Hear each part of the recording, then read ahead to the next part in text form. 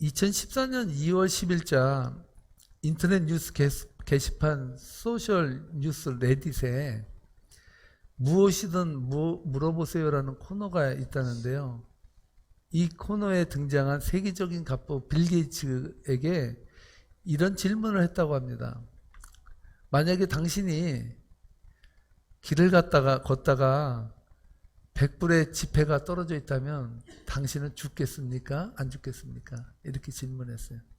참고로 빌 게이츠는 1초에 얼마를 버냐면요. 그때 시대에 그때 연도로 환산해서 빌 게이츠가 버는 돈은 1초에 150달러였다고. 1초에 150달러.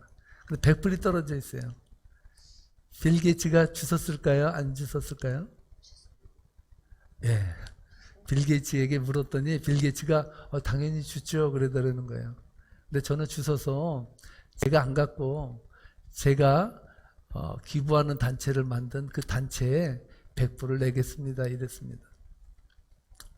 제가 그 생각이 왜 났냐면 이번에 저희 누님이 와가지고 매형과 누님을 오하이오에 있는 조카 집에 모셔다 드리면서 어머니랑 함께 돌아오는 길에 화장실에 들렸습니다. 근데 화장실에 들렸다가 돌아오는 길에 어머니를 이제 차에 모시고 딱 들어가려고 했는데 어머니가 주춤해요. 그러더니 어머니가 그러시더라고요. 야, 저 밑에 1센트 떨어져 있는데 주술까? 그러더라고요. 그래서 이렇게 보니까 1센트가 떨어져 있더라고요. 근데 주웠을까요? 안 주웠을까요? 주워야 되는데 저에겐 1센트가 돈으로 환산하면 빌 게이츠의 100불인데 보니까 눈이 막 덮여 있는 데다가 막 그 흙탕물이 막 튀겨져 있는데 어떻게 그 눈이 좋으신지 그거가 또 보이셨는지 예? 거기 떨어져 있는데 죽기가 좀 그렇더라고요. 기분도 좋지만 그래서 제가 안 죽고 그냥 타시죠. 딴 사람이 가져가게. 그리고 그냥 왔습니다.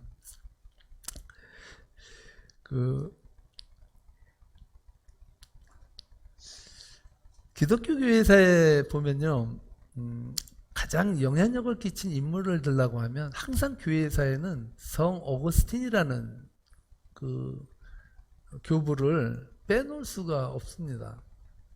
제가 수요 예배에서도 몇 번을 말씀드린 적이 있는 것 같은데 여러분도 잘 아시다시피 성 어거스틴은 성장기에 그렇게 바른 생활을 한 청년이 아니었어요. 그는 불과 10몇 세에 그 여자를 만나가지고요 사생활을 놔요. 아주 쉽게 요즘 말로 말하면 완전 문자였습니다. 저런 어거스틴 저런 놈이 인간이 될까? 참 어머니가 많은 걱정을 했습니다. 이 어머니의 이름이 모니카인데요. 이 모니카가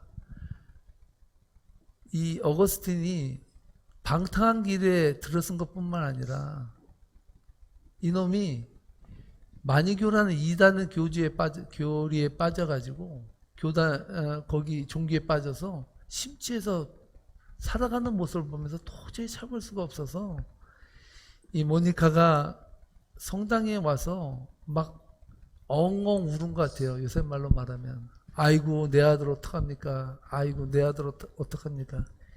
이렇게 울고 있으니까 너무 우는 것을 보고 그 암브로시우스라는 유명한 감독이 이 모니카가 우는 모습을 보면서 하도 딱해서 그에게 다가갔습니다.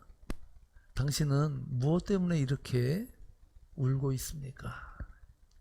그때 모니카가 말합니다. 내 아들이 방탕해서 세상적 향락에 빠져 살았을 뿐만 아니라 이단에 빠져서 저렇게 정신 못 차리고 살고 있습니다. 어떻게 하면 좋겠습니까? 그렇게 질문을 할 때 암브로시우스가 그 모니카 어머니에게 이렇게 말합니다. 자매님 걱정하지 마세요. 기도하는 자의 자식은 결코 망하지 않습니다. 하나님은 세상 학문과 문화에 심취해서 살아가던 어거스틴의 마음에 찾아오셨습니다. 어떻게 찾아왔냐면요, 그의 마음속에 말할 수 없는 공포와 두려움과 죽음에 대한 그 무서움이 엄습하게 만들어버린 거예요. 하나님께서 너무나 힘든 그런 상황에 봉착해 있을 때 이웃집에서 아이들이 놀면서 노래를 부르는 그 노래소리가 들려오는 거예요. 그 노래는 한 번도 자신이 불러보지 아니했던 노래였다고 합니다. 그 노래의 내용이 뭐냐면 들고 읽어라, 들고 읽어라 라는 내용의 그런 노래였어요. 어거스틴이 깜짝 놀라서 아니 무엇을 들고 읽어야 되는가 이 생각을 하면서 성경이다. 그래서 그는 불이 나게 성경에 있는 방으로 뛰쳐가서 처음에 첫 장을 그냥 팍 열었습니다. 열었는데 그 성경의 말씀이 로마서 13장 13절로 14절 말씀이 눈에 확 들어온 거예요. 그 말씀이 뭐냐면 방탕과 술 취하지 말며 음란과 호색하지 말며 쟁투와 시기하지 말고 오직 주 예수 그리스도로 옷 입고 정욕을 위하여 육신의 일을 도모하지 말라. 이 말을 딱 받고요, 어거스틴은 그냥 성경을 딱 덮었어요. 그리고 하나님이 자기에게 지금 말씀하셨다고 그는 느꼈고 모든 이단적인 사상, 향락 모든 것을 다 끊고 오직 예수님만 아는 말씀에 깊이 심취해서 하나님 말씀 속에서 하나님의 음성을 들으며 성자의 반열에 들은 사람이 성 어거스틴이었습니다. 여러분, 하나님이 우리 그리스도인에게 베푸는 가장 큰 축복은 무엇이라고 생각하십니까? 여러분들이 하나님한테 받는 축복, 여러분이 기도하는 축복의 내용들이 뭡니까? 우리는 때로 물질의 축복을 구합니다. 또 어떤 분은 명예의 축복을 원합니다. 어떤 분은 자녀의 축복을 원합니다. 물론 이러한 모든 축복들도 다 중요하고 하나님께서 우리에게 베푸시는 축복들이에요. 그런데 가장 큰 축복은 아니에요. 가장 큰 축복은 무엇일까요? 하나님의 사람들에게 임한 가장 큰 축복은 따라하시기 바랍니다. 말씀의 축복. 우리가 하나님의 말씀을 읽을 때 어떨 땐 그 말씀이 활자가 살아있는 활자가 돼서 춤을 출 때가 있어요. 어떨 땐 그 은혜가 너무나도 깊어서 이걸 나에게 하나님께서 주시는 은혜구나라는 마음이 확 꽂힐 때가 있어요. 하나님의 말씀 살아있기 때문에, 생명력이 있기 때문에 우리가 그 말씀에 깊이 있게 빠져들면요, 하나님은 말씀하시기 시작해요. 그래서 하나님의 말씀은요, 특별 계시예요. 우리가 어느 하나의 한 구절의 말씀도 소홀히 할 수 없는 것이 바로 이 살아계신 하나님의 말씀인 성경인 것입니다. 시편 107편 20절에 보면요, 시편 기자 이렇게 말합니다. 그가 그의 말씀을 보내어 그들을 고치시고 위험한 지경에서 건지시는도다. 할렐루야. 하나님께서 말씀을 보내셔요. 그래서 상한 마음, 상한 육체, 병든 육체, 모든 그 육체나 정신의 문제들을 하나님께서 고치시고, 할렐루야. 하나님께서 위험한 지경에서 우리를 보호해 주셔요. 뭐를 보내세요? 말씀을 보내서. 이스라엘 백성들이 받은 복은요, 우리는 여태까지 느헤미야가 여태까지 뭐 했습니까? 성전을 중건했어요. 성전을 다시 세웠다고요. 대단한 축복이죠. 그런데 이스라엘 백성들이 받은 정말 큰 복은요, 오늘 본문에서 다루고 있는 말씀의 축복이에요. 말씀의 축복. 그들의 마음속에 하나님의 말씀에 대한 갈급함이 생겼다는 거예요. 여러분, 이게 얼마나 큰 은혜인지 아십니까? 여러분, 세상을 살아가면서요, 하나님 말씀에 굶주리는 거예요. 하나님 말씀이 그리워지는 것. 그것은요, 세상 어떤 축복과도 바꿀 수가 없는 축복입니다. 오늘 이 1절 말씀에 보면요, 이스라엘 백성들 그 은혜가, 그 축복이 임했습니다. 다 함께 1절 말씀을 함께 읽어보도록 하겠습니다. 이스라엘 자손이 자기들의 성읍에 거주하였더니 7째 달에 이르러 모든 백성이 일제히 수문 앞 광장에 모여 학사 에스라에게 여호와께서 이스라엘에게 명령하신 모세의 율법책을 가져오기를 청하매. 아멘. 이스라엘 백성들이요, 수문 앞 광장으로 모인 때는 예루살렘이 중건되고 나서 얼마 후인지 아세요? 예루살렘이 중건되고 나서요, 5일 만에 다시 만났어요. 제가 이스라엘 백성들이 모인 때가 언제라 그랬습니까? 정월 초하루. 정월 초하루에 이스라엘 백성들이 만났는데, 쉽게 얘기하면 12월 25일 날 모든 성이 중건되고 이스라엘 백성들이 뿔뿔이 흩어져서 자기 집으로 돌아갔어요. 그런 후에 닷새 후에 그들이 다시 모였다는 거예요. 여러분, 생각해 보세요. 모든 백성들이 지금 얼마나 수고했습니까? 성을 쌓는데 진력을 다해서 모든 힘이 다 빠졌어요. 힘들어요. 어려워요. 모처럼 얼마나 쉬고 싶겠습니까?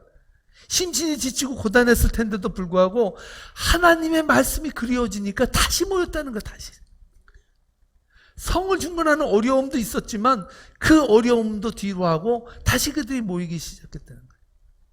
여러분, 왜 우리는 오늘 이 시간 교회에 모인 것일까요?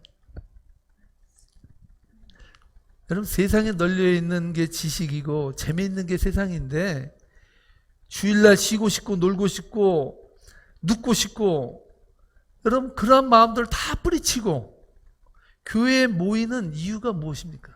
여러분, 오늘 여러분들께서 오늘 이 귀한 시간을 내어서 하나님의 성전에 모여 있는 이유가 무엇입니까? 그건 단 한 가지 이유예요. 말씀이 그리운 거예요. 말씀. 하나님, 오늘 목사님을 통해서 나에게 어떠한 말씀을 오늘 선포해 주시겠습니까? 이런 설렘이 있어야죠. 이런 간절함이 있어야죠. 간절함이 있는 하나님의 백성들에겐 하나님의 은혜를 부어주세요. 할렐루야. 우리는 친구 좋아서 교회 오는 것도 아니고요, 오락거리 찾기 위해서 교회 오는 것도 아닙니다. 여러분, 저희는 그래도 아주 행복한데, 시카고의 교회는요, 친교 때문에 문제가 많이 나서 친교 때문에 싸우고 지지고 볶고 해서 친교를 없앴대요. 이럴 바에는 하지 말자 그랬다는 거예요. 주객이 전도되면 이렇게 되는 거예요. 교회에 모이는 게 친교 때문도 아니고요, 교회에 모이는 게 오락거리 찾아서 오는 것도 아니에요. 교회는요, 말씀의 갈급함을 가지고 말씀의 승리자가 되려고 모여드는 곳이 교회입니다.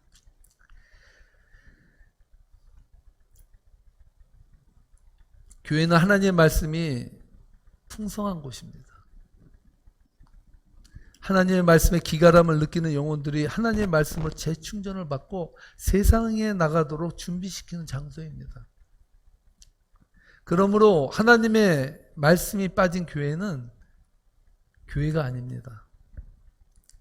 말씀에 갈급함이 없는 성도는 영적으로 삶을 돌아봐야 된다는 것이죠. 마치 안고 없는 찐빵처럼 진짜가 빠진 것입니다. 그래서 교회는요, 육의 양식을 나누는 곳이기 전에 영의 양식을 나누는 장소입니다.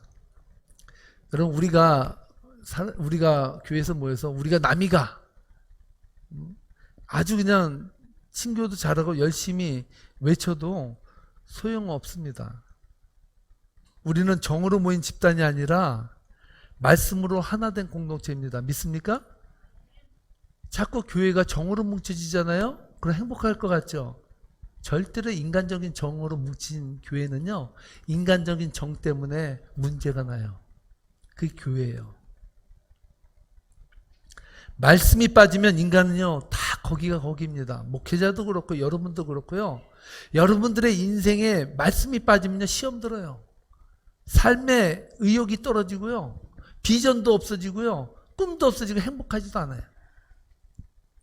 교회에서 불평불만을 늘어놓고 시험 들고 문제점을 지적하고 남의 약점을 들춰내는 이유는 다른 문제가 아닙니다. 영적으로 병들어가고 있다는 신음소리예요. 내가 하나님의 말씀을 제쳐놓고 주객이 전도된 것에 문제를 갖는 것은 내가 영적으로 지금 바로 보고 있지 못하다는 증거거든요. 하나님의 말씀이 충만하지 않으면 교회라 할지라도 비판이 난무하는 장소가 될 수밖에 없다는 것입니다. 제가 오래전에 한국 식품점 얘기했잖아요. 한국 식품점에 있는 푸드코트에 가서 밥을 시켰더니 식판에다 밥하고 음식을 줬는데 김치가 한 3-4개 조각을 어떻게 집어도 그렇게 집어 실력이 너무 좋더라고요. 몇 개 이렇게 집어놨더라고요. 그래서 가져가면서 이걸 어떻게 먹지 하다가 먹다가 반도 안 먹었는데 김치를 다 먹었습니다. 그래서 그 식판을 들고 가서 아저씨 김치 좀 더 주세요. 그랬더니 그분이 뭐라 그랬다고요? 저를 물끄러미 쳐다보면서 아니 아저씨 여기가 식당인 줄 아세요? 그러더라고요. 아니 제가 밥을 먹으러 왔는데 거기가 식당이 아니면 그럼 저는 뭘 하고 있는 것입니까? 그가 말한 건 생각한 건 그거죠. 당신이 생각하는 식당 그 식당이 여기가 아니야. 여기는 푸드코트야. 여기는 너 팁도 안 내잖아. 근데 왜 자꾸 달라 그래? 그냥 그 정도만 먹고 가 이거죠. 식당이 아니라는 거예요.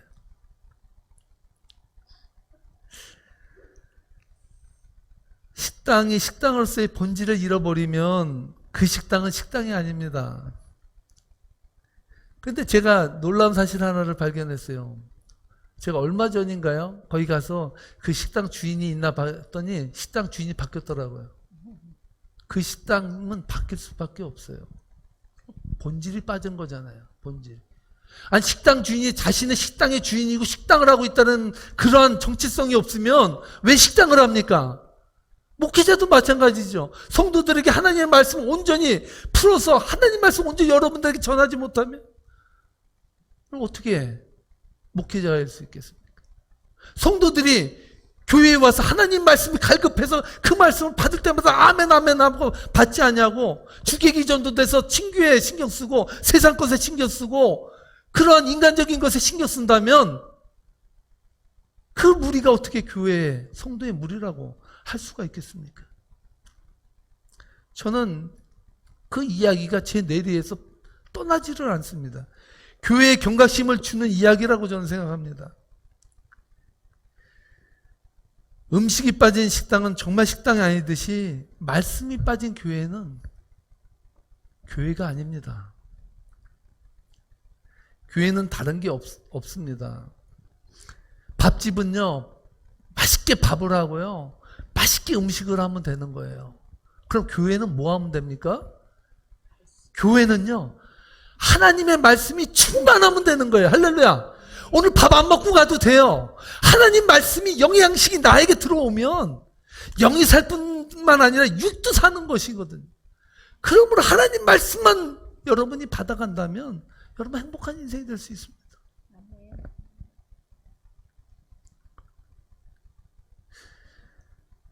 여러분 그렇습니다. 말씀이 충만하면 교회는 건강해집니다. 말씀이 충만하면요 성도들은요 행복해져요. 정말 말씀이 여러분의 심령에 찔림을 얻고 그 말씀이 여러분의 가슴에 새겨지면요 세상 말로 일납니다. 역사가 일어납니다. 변화가 일어납니다. 여러분의 가정이 변합니다. 여러분 자신이 변합니다. 여러분이 살고 있는 모든 공동체들이 변하게 되어 있다는 거예요.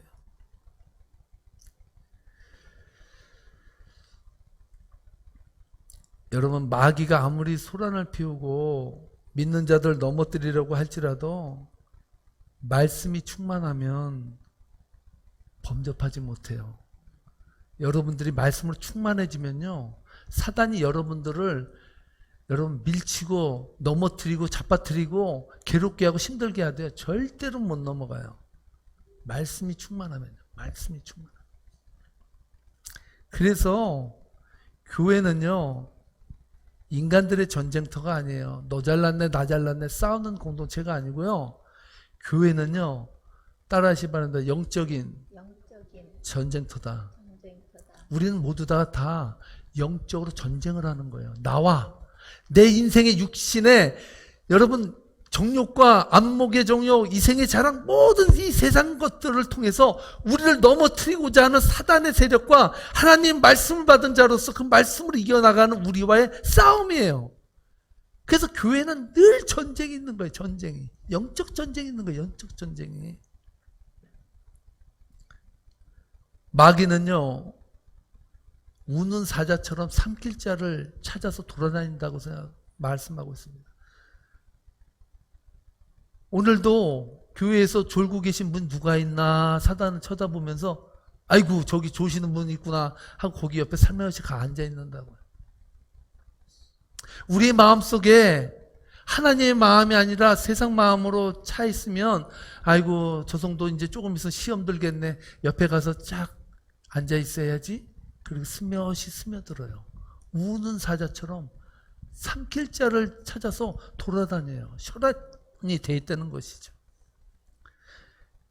여러분, 그래서 교회는 영적인 전투장입니다. 영적인 전투에 승리하는 길은 무엇일까요? 영적인 전쟁에서 이기는 길은요, 밥 많이 먹어서 힘쓴다고 해서 절대 못 이깁니다. 오직 하나예요. 말씀이에요. 말씀. 예수님께서 40일을 굶주리셨어요. 굶주리자마자 예수님에게도 누가 찾아왔습니까? 사단이 찾아왔어요. 사단이 찾아와서 예수님을 시험합니다. 예수님이 어떻게 이기는지 아세요? 예수님은 오직 하나님의 말씀으로 살아라. 하나님의 말씀으로 사는 것이다라고 하나님의 말씀으로 그들을 마귀를 제압해 버렸어요. 그리스도인들이여 세상을 이길 수 있는 힘은 오직 하나예요. 하나님 말씀이에요. 여러분들 입술에서 말씀이 나가야 돼. 말씀이. 그럴 때 악의 세력이 넘어가고요. 무너지고요. 어둠이 물러가고 여러분들의 인생에 예수님이 천사가 수종 들듯이 여러분들을 받쳐줘요. 말씀의 권위를 가지고 여러분 서야 된다는 것입니다. 여러분, 사탄은요, 하나님의 교회를 절대 가만두지 않습니다. 영적으로 서 있는 교회, 영적으로 서 있는 성도를 절대로 배가 아파서 가만두지 않아요. 어떻게든지 비난하고 비꼬든지 비난하고 시기하고 질투하고 여러 가지를 섞어가지고 2단 접착기, 3단 접착기 다 사용해서요, 어떻게든 넘어뜨리려고 한다고.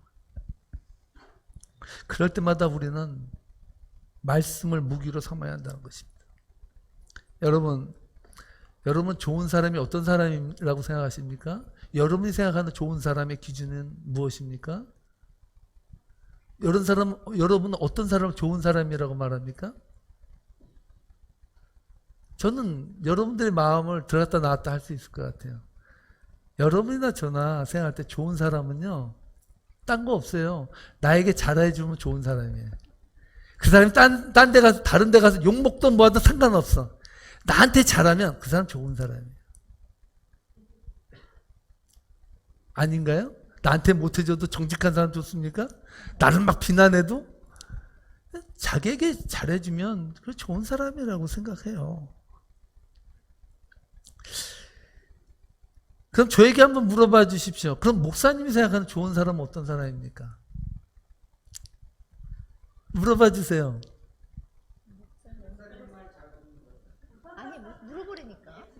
목사님 말 잘 듣는 사람. 뭐 그럴 수도 있죠.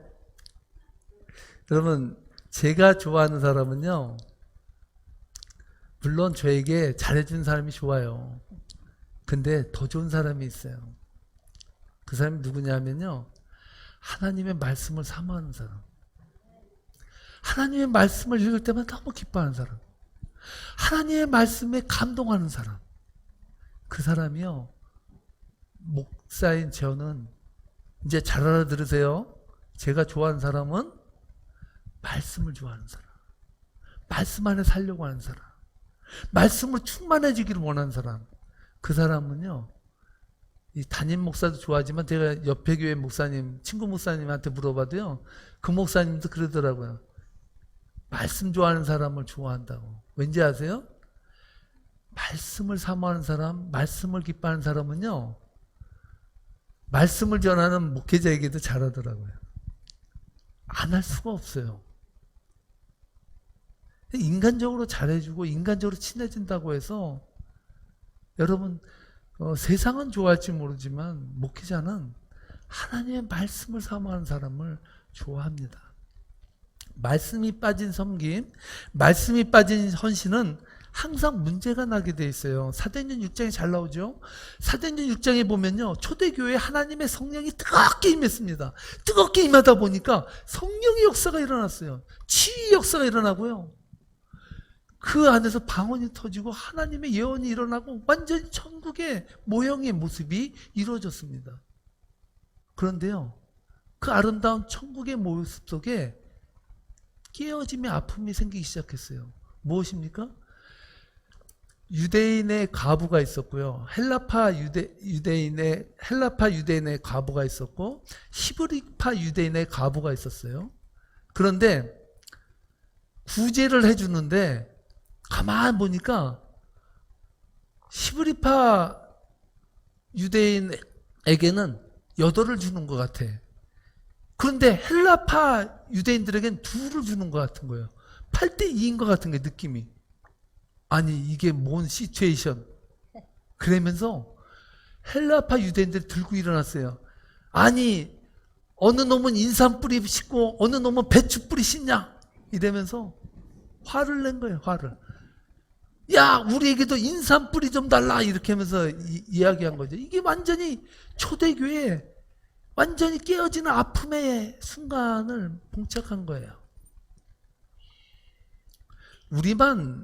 우리 현대사회 교회만 문제가 있었던 게 아니에요. 다행이죠. 네? 성령이 뜨거운 역사가 있었던 그 초대교회에도 그 문제가 있었다고요. 그런데 그 문제를 12사도들이 풀어가요. 그 풀어가는 이야기를 저는 여러분들에게 해드리고 싶어요. 사도행전 6장 1절로 2절 말씀 보면 이렇게 풉니다. 다 함께 읽어보겠습니다. 시작. 그때 제자가 더 많아졌는데 헬라파 유대인들이 자기 과부들이 매일의 구제에 빠짐으로 시브리파 사람을 원망하니 12사도가 모든 제자를 불러 이르되 우리가 하나님의 말씀을 제쳐놓고 접대를 일삼는 것이 마땅하지 아니하니. 아멘. 초대교회에 사람들의 마음이 갈라지고 갈등이 있는 그 마음을 하나로 봉합하고 하나의 비전을 품고 나갈 수 있었던 원동력이 뭐냐? 제자들이 말하죠. 야, 우리가 잘못했다 이거. 교회, 우리 하나님께서 이 초대교회 공동체 왜 줬냐? 우리가 구제하기 위해서 모였냐? 물론 구제도 중요하죠. 그런데 교회의 본질은 구제보다 더 중요한 게 있는 거예요. 뭐예요? 하나님의 말씀을 제쳐놨다는 거예요. 사도들도 구제하는 데에 막 신경 쓰고 뭐 하다 보니까 하나님 말씀이 빠진 거예요. 아, 교회에 하나님의 말씀이 빠지면 문제가 일어나는구나. 그걸 깨달은 거예요. 그래서 우리는 기도와 말씀 전하는 거에 전념하고 7집사를 뽑아서 그럼 너희들이 공정하게 잘 그 구제하는 일을 그 집행해라. 이렇게 나누어서 건강한 교회를 만들어 갈 수 있었다는 것이죠. 여러분, 한마디로 말해서 이런 것이죠. 우리가 지금 교회에 왜 모였냐? 구제하러 모였냐? 우리의 모임의 본질이 구제냐? 우리가 모인 게 세상 침묵회냐? 물론 이런 것도 중요하지만 가장 본질적인 것이 빠지면 아무것도 아닌 것이죠. 말씀을 제쳐놓으니까 너 잘났네 나 잘났네 완전히 싸움판 아수라장이 되었다는 것이죠. 여러분, 분명히 여러분 깨달으셔야 됩니다. 말씀을 앞세우지 아니하는 성도는요, 시험 들어요. 말씀을 앞세우지 아니하는 가정은요, 문제 있습니다. 말씀을 앞세우지 아니하는 교회는요, 교회로서의 본질을 잃어버린 거예요.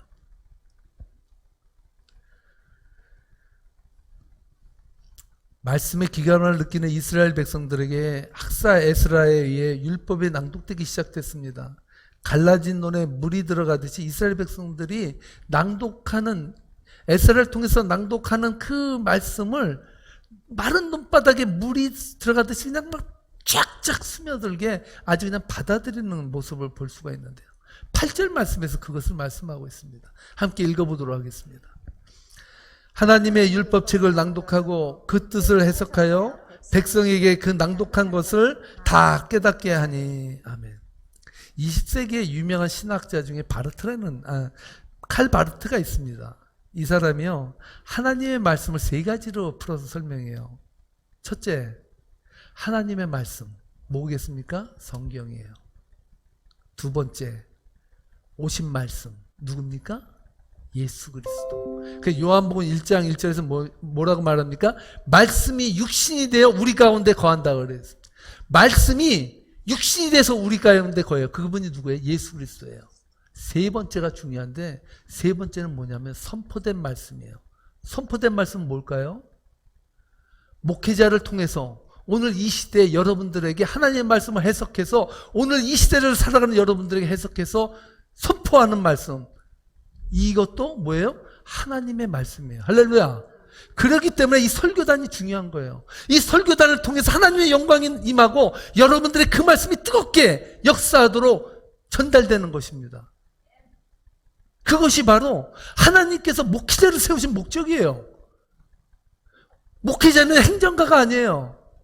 목사가 여러 가지 그냥 만능맨으로 다 잘한다, 소용없습니다.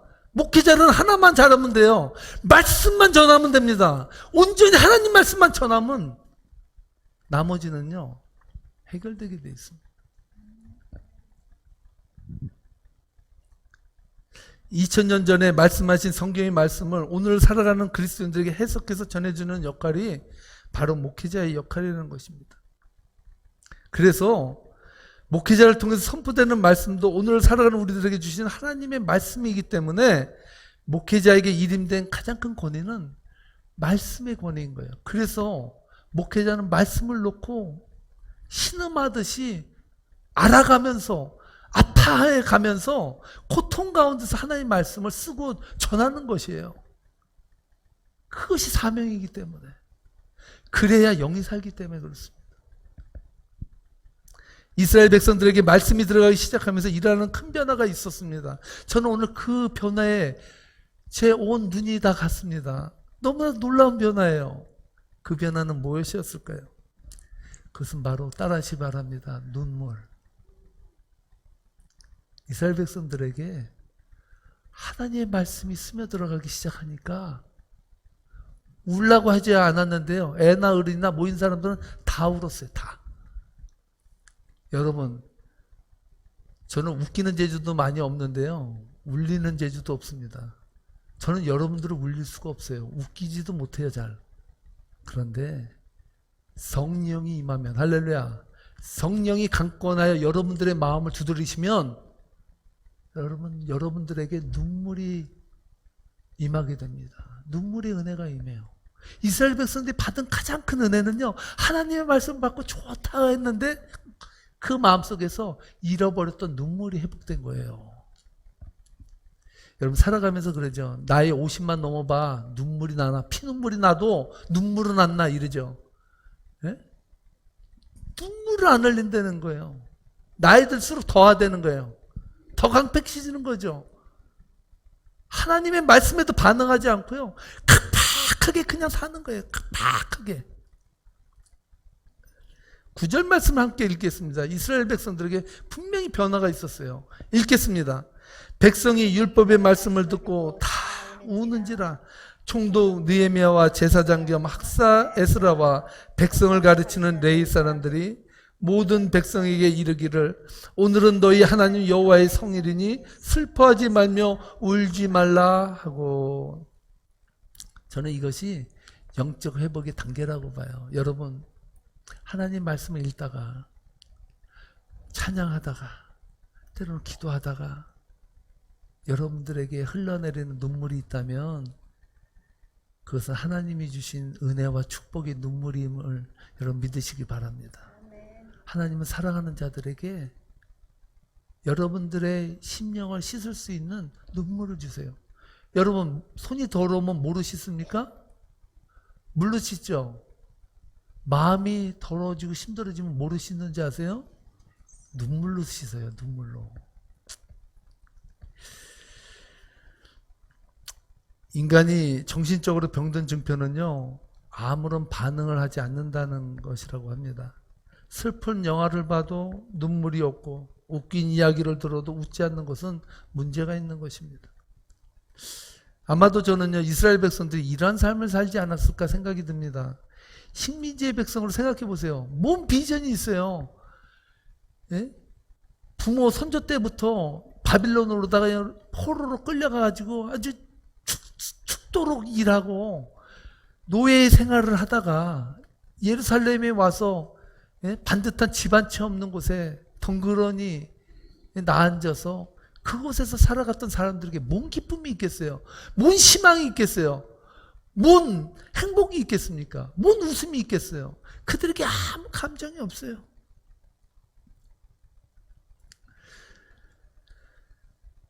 일본 토데 의과대학의 아리타 시데오 교수가요, 이런 말을 했습니다. 잘 들어보세요. 목 놓아 우는 것은 뇌를 다시 한번 리셋하는 것이다. 여러분, 하나님 앞에 기도하세요. 하나님, 저에게 눈물을 주세요. 내가 감정에 반응할 수 있도록. 하나님, 내 뇌를, 내 심령을 한번 리셋 다시 할 수 있도록 하나님 간절한 눈물을 주세요. 여러분, 이 시대를 향해서 울지 못하는 것, 우리 인생을 놓고 하나님의 역사를 바라보면서 울지 못하는 것, 그것은요, 자랑스러운 게 아니라 병든 거예요. 하나님은 하나님의 백성들에게 감정이 말랑말랑해질 수 있는 눈물을 주세요. 나의 아주 딱딱해진 속마음을 풀어헤칠 수 있는, 말랑말랑하게 할 수 있는 윤활지의 눈물을 통해서 하나님 녹여내 주시길 원하세요. 뭘 통해서 하신다고요? 말씀을 통해서. 여러분, 저는 현대인들이 다 이와 같지 않을까 생각을 합니다. 겉은 다 멀쩡해 보여도요, 가슴 한켠을 보면 뻥 뚫린 구멍이 여기저기 나 있지 않습니까? 겉은 멀쩡해 보여도요, 입 하나 스스로 떨구지 못할 정도로 무감각해지는 우리의 삶을 보게 됩니다. 제가 지난번에 말씀드렸죠. 최일도 목사님이 아주 유명한 조경사로부터 좋은 나무 하나를 받았다잖아요. 그 센터 앞에다 딱 세워놨더니 이게 얼마나 좋은지, 겨울에도 잎이 안 떨어지는 거예요. 잎이. 보기에 얼마나 딱 멋있습니까? 겉은 화려해요. 그러니까 이 최일도 목사님이 조경사에게 전화를 해서, 아니, 우리에게 어떻게 이렇게 좋은 나무를 주셨습니까? 겨울이 됐는데도 잎 하나 떨어지지 않고 멋있게 쫙 지금 남아 있습니다. 너무 보기 좋아요. 그랬더니 조경사가 뭐라 그랬습니까? 아니, 목사님, 큰일 났네요. 그러다가 죽어요. 빨리 지금 잎 다 떨어뜨려 주세요. 그거는 자기 스스로가 입도 못 떨어뜨릴 정도로 힘들어하고 있는 거예요. 병들어가고 있어요. 빨리 다 떨어뜨리세요. 아, 그래요? 그래서 사다리까지 다 떨어뜨려야 되는 거 아니에요? 나무 죽이지 않으려고. 세상은요, 화려하게 보여도요, 세상 사람들이 명예와 권위를 가지고 멋있게 보여도요, 속은요 다 구멍이 다 뻥뻥 뚫려가지고 인생 허무와 무감각과 그냥 본능에 의해서 살아가는, 예수님 말하듯이 피를 불어도 춤추지 아니하고. 전 그래서 너무 감사해요. 예수님도요 다 감동시키지 않으셨더라고요. 예수님이 말씀에서요 다 은혜 받은 거 아니에요. 받을 사람만 받았지. 그러니까 오직 안 받으니까 예수님 화가 나서, 너희들은 어떻게 피를 불어도 춤을 추지 못하는 그런 인생이 됐냐? 이렇게 말했다고요. 저는 행복해요. 그래도 우리는 많이 그래도 예수님보다 저는 더 은혜 받으시는 것 같아서. 그러니까 이것은 그냥 웃자고 하는 것입니다. 괜히 교만하게 받지 마시고. 여러분, 우리가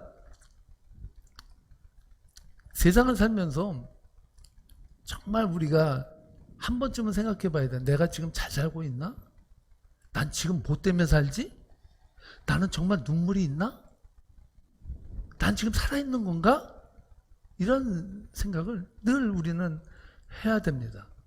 한국의 무신론자이면서 이성주의자로 잘 알려진 이혜령 교수님 있지 않습니까? 이혜령 교수님은요, 글을 쓰면요, 완벽해요.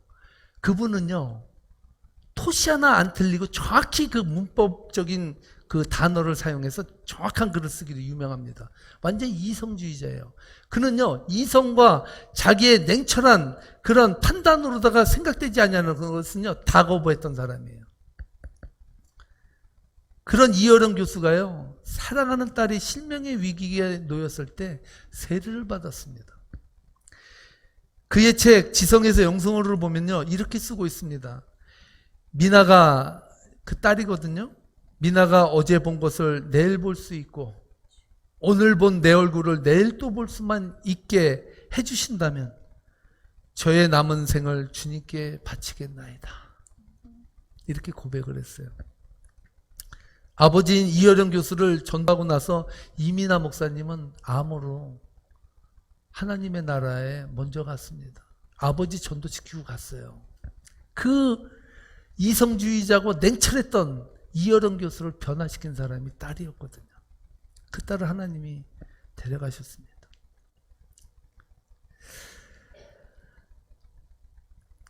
지성인 이어령을 예수님께 인도하고 먼저 간 딸을 생각하는 아버지의 마음을 헤아려 보면 이어령 교수가 쓴 시가 새롭게 다가오는데, 이어령 교수가 쓴 정말 그럴 때가 있을 겁니다 라는 시가 있습니다. 여러분 한번 잘 들어보시기 바랍니다. 여러분들도 그런 마음이 아닌지 한번 돌아보면서 잘 들어보시기 바랍니다. 정말 그럴 때가 있을 겁니다. 어디 가나 벽이고 무인도이고 혼자라는 생각이 들 때가 있을 겁니다. 괜찮니라고 말을 걸어도 금세 울음이 터질 것 같은 노였고 외로운 때가 있을 겁니다. 내 신발 옆에 벗어놓았던 작은 신발들, 내 편지 봉투에 적은 수신인들의 이름, 내기에다 대고 속삭이던 말소리들은 지금 모두 다 어디 있는가? 아니 정말 그런 것들이 있기라도 했었는가? 그런 때에는 연필 한 자로 잘 깎아 글을 씁니다. 사소한 것들에 대하여, 어제보다 조금 더 자란 손톱에 대하여, 문득 발견한 흉터에 대하여, 떨어진 단추에 대하여, 빗방울에 대하여 정말 그럴 때가 있을 겁니다. 어디 가나 벽이고 무인도이고 혼자라는 생각이 들 때가 있을 겁니다. 그럼 세상을 살면서 누가 괜찮니라는 말만 건드려도 왈칵 울음이 쏟아질 것 같은 그러한 인생을 살아갈 때가 있을 겁니다. 여러분 그럴 때 우리 신앙인들은 영적으로 느끼게 됩니다. 아, 하나님이 나를 만나기 원하시는구나. 할렐루야. 하나님이 외로운 마음을 통해서 나를 인도하시길 원하는구나. 하나님의 말씀이 나에게 임하는구나.